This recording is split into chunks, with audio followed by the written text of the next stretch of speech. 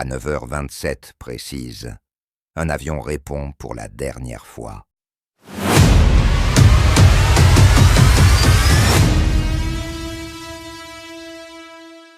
Moins de 15 minutes plus tard, il aura disparu à jamais. Ce qui va suivre n'est pas une panne, ni une erreur technique. C'est l'histoire d'une décision humaine, prise derrière une porte verrouillée. Le 24 mars 2015, le vol Germanwings 9525 relie Barcelone à Düsseldorf. Un Airbus A320-0211, 150 personnes à bord. À 9h27, l'appareil entre en contact avec le centre de contrôle aérien de Marseille. Tout semble normal. À 9h30, le commandant de bord lit calmement les instructions du contrôleur. L'avion est autorisé à poursuivre sa route vers un point de navigation. Le vol est stable. En croisière, rien d'anormal.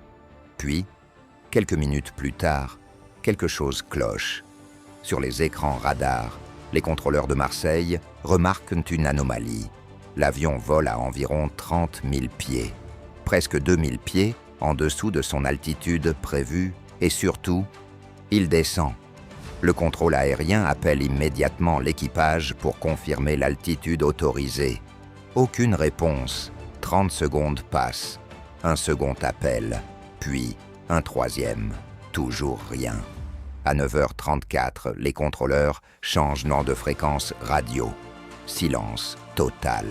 Entre 9h35 et 9h39, les tentatives se multiplient. Plusieurs fréquences. Un contrôleur de la défense aérienne française. Même un avion à proximité tente d'entrer en contact. Aucune réponse du vol Germanwings 9525. À 9h40, le signal radar disparaît. La situation est désormais critique. Une phase de détresse est déclenchée. L'appareil et ses occupants sont considérés en danger imminent. À 9h41, l'avion percute le flanc d'une montagne dans les Alpes françaises. Le crash a lieu dans une zone isolée, inaccessible par la route. Les secours doivent intervenir par hélicoptère. L'avion est totalement détruit. Le champ de débris est immense, mais les morceaux sont minuscules, preuve d'un impact d'une violence extrême. Les enregistreurs de vol sont retrouvés quelques jours plus tard, gravement endommagés. En recoupant les données, les enquêteurs comprennent peu à peu l'impensable. L'avion n'a pas été victime d'un attentat extérieur. Il n'y a pas eu de panne majeure. Le vol a été volontairement détourné, mais pas par des terroristes. Revenons en arrière, à 9h30, après avoir atteint l'altitude de croisière. Le commandant de bord quitte brièvement le cockpit pour se rendre aux toilettes. Il laisse seul aux commandes son copilote. Presque immédiatement, une nouvelle altitude est sélectionnée depuis le cockpit. L'avion commence à descendre. À 9h34, le commandant revient et demande à entrer. Aucune réponse. La porte est verrouillée. À cet instant, devant cette porte fermée, le commandant comprend la réalité de la situation. Le copilote a pris le contrôle de l'avion et il n'existe pratiquement aucun moyen de revenir en arrière. Après les attentats de 2001, les cockpits ont été renforcés pour empêcher toute intrusion. Pour entrer, un membre d'équipage doit passer par un interphone et un clavier numérique. Un code d'urgence existe, déclenchant l'ouverture automatique après un compte à rebours. Mais ce système peut être neutralisé de l'intérieur. En cas de menace, les pilotes peuvent activer un verrouillage total, bloquant toute ouverture, même en urgence. C'est exactement ce que le copilote fait. Le commandant est désormais enfermé hors du cockpit, sans contrôle, sans accès.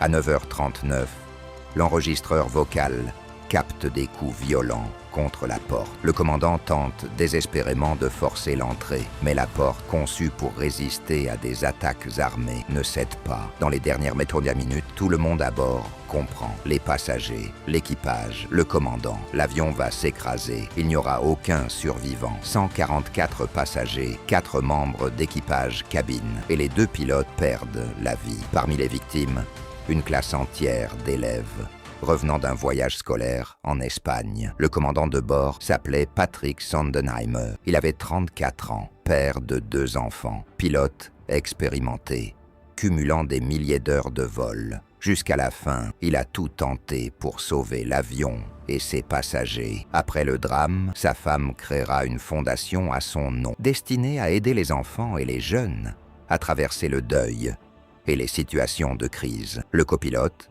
lui, avait 27 ans. Depuis l'enfance, il rêvait d'aviation. Il avait grandi entouré d'affiches d'avions et était devenu très tôt un pilote de planeur accompli. Mais son parcours est marqué par de graves troubles psychologiques, épisodes dépressifs, traitements, suivi psychiatrique. À plusieurs reprises, il est déclaré inapte au travail. Il reçoit des arrêts maladie. Son état se dégrade. Pourtant, il continue de voler. Quelques jours avant le drame, il se renseigne sur le système de verrouillage du cockpit de l'Airbus A320. Lors du vol aller vers Barcelone, il teste brièvement la procédure pendant l'absence du commandant. Au retour, il l'applique définitivement. Comment un tel drame a-t-il pu se produire? Les pilotes sont soumis à des examens médicaux réguliers, mais la santé mentale reste plus difficile à évaluer que la santé physique.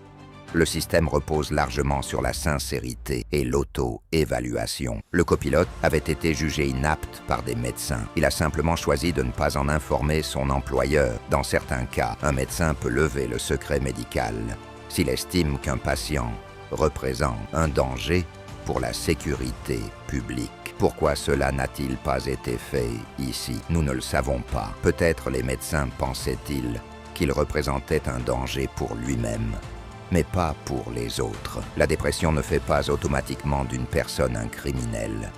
Peut-être ont-ils hésité, par peur des conséquences juridiques ou éthiques. Ce dilemme reste encore aujourd'hui sans réponse claire. Ce qu'il est important de rappeler, c'est que ce type d'événement est extrêmement rare. Après l'accident, les règles de sécurité aérienne ont été renforcées, meilleur suivi psychologique et pour un temps, obligation de présence de 2 personnes dans le cockpit.